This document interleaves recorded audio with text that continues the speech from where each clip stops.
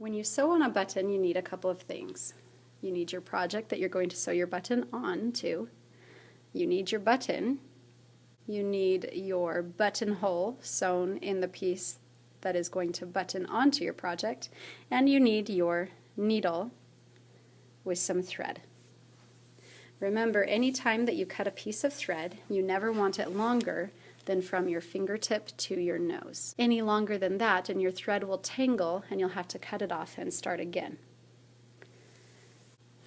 If you remember when we talked about hand sewing, we said we only wanted one strand of thread to go through the fabric so that the stitches weren't too visible.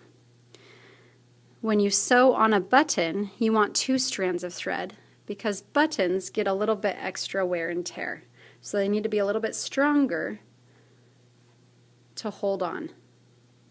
So to make sure we have a double strand of thread, you just have one thread through your needle, but you match up the two ends of thread and tie a knot with both together. So I'm going to tie my knot. Wrap my thread around my finger, twist it off, pinch, and pull. When you are sewing on a button, your knot is going to end up on the right side of the fabric. So you want to make sure you don't have a long thread tail. If you have extra thread past your knot, you want to clip that off with your shears. Now we need to figure out where we are going to put this button on. So I'm going to lay my buttonhole right on top of where I want it to be when the button is buttoned on. And I'm going to pierce my needle down in the middle of the buttonhole. I'm not poking my needle all the way through, it's just kind of poking where I want it. Then I'm going to take my buttonhole away. Make sure you have your buttonhole is open so that you can pull it off. Now you know that is where you want your button to be. When you are sewing a button, you want to make sure that you use very small stitches and they are all in the same spot because all the stitching is on the right side of the fabric. If you look at this button that is already sewn, all the stitching is right here on the right side of the fabric underneath the button. So since all the stitches are really close together in the same spot, you don't see a big mess underneath the button. That is our goal. So I'm going to take a small stitch in that spot and pull my thread tight so that the knot is on the pillow. Now I need to go through the holes of my button. There are two kinds of buttons. There are buttons that have holes in them, whether it's 2 holes or 4 holes. And there are buttons that have no holes on the top, but a little hook or loop on the bottom. That hook or loop is called a shank. Every button needs a shank. The shank is the space between the button and the fabric that gives your buttonhole piece space to be buttoned on. If you notice, my button is not flat against the fabric. There's a little column of thread, which is a thread shank, underneath the button that gives this piece of fabric enough room to be buttoned on. Since the button I am buttoning on has holes in it, I need to create a thread shank. So I'm going to go from the bottom of the button up through one of the holes and down through another of the holes. And then I'm going to take another stitch, and again, every stitch you take for the button will be in the same spot on your project. I'm going to pull this pretty tight, but I'm not going to pull the button flat against the fabric.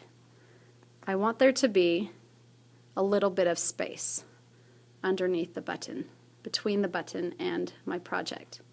That will give me room for the shank.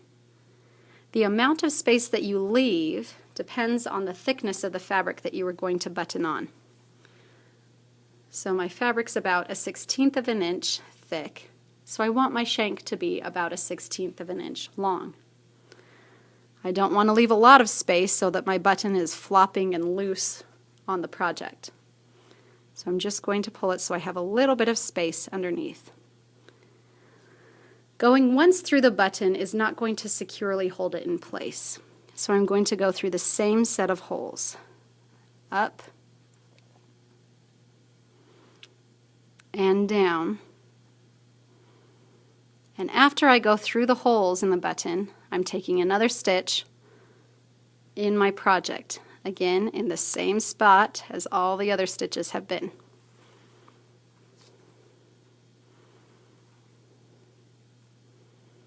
And pull it tight, but not so tight that the button is flat against the fabric. To securely attach a button, you need to go through each set of holes 3 to 4 times. So I will go up and back down through the same set of holes. And after I go through the holes, I take a stitch in my fabric to secure it. Okay.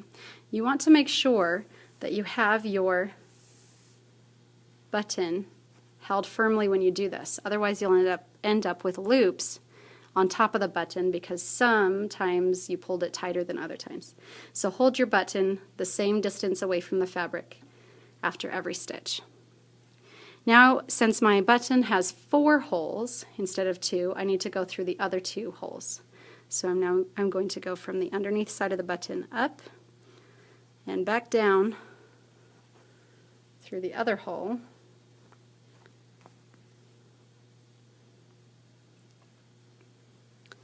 And then take a stitch. I'm going to do that a total of 3 times. So 2 more times through that set of holes. Up, down, stitch.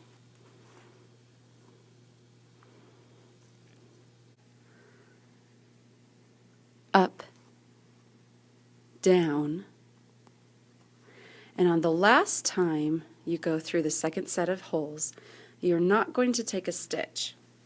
You want your thread coming from right underneath the button. Now we need to finish off the shank. Remember the shank? That's the part that's the thread column that I made that keeps the button off the fabric a little bit so that my piece that has the buttonhole on it has space to lay smooth underneath the button. Right now there's just a bunch of threads underneath there. I want to combine them in a tight column. To do that, I am going to do several blanket stitches. To make a blanket stitch, you wrap your thread in a circle around the button and then stick your needle through the circle and pull it tight. Pull it up and tight. That's going to create a little knot right underneath the button. And I'm going to do that 4 or 5 times, and every time I do that, the blanket stitch is stacking right underneath the one above it.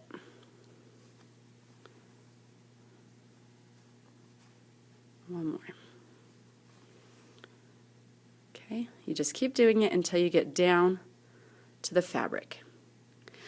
Last thing I need to do is tie the knot so that the button doesn't fall off. So I'm going to tie it off just like I tie off any hand stitching. Take a tiny stitch,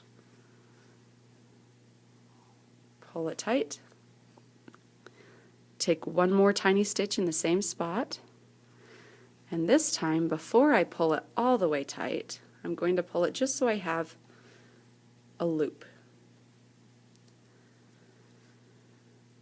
And I'm going to go through that loop 3 times. 1, 2, 3, and then pull it tight. Now I have a knot. If I clip off my thread right at the base of the knot, right next to the knot, then the knot could wiggle free over time, and then my button would start to fall off. So to prevent the knot from coming undone, I need to leave a thread tail, but I don't want to see that thread tail on the outside of my project, so I'm going to hide it. It's called burying the thread tail. So I'm going to stick my needle into my project right by the knot, and then out of my project away from the knot. That way I'll clip it off here and my thread tail is hidden inside my project.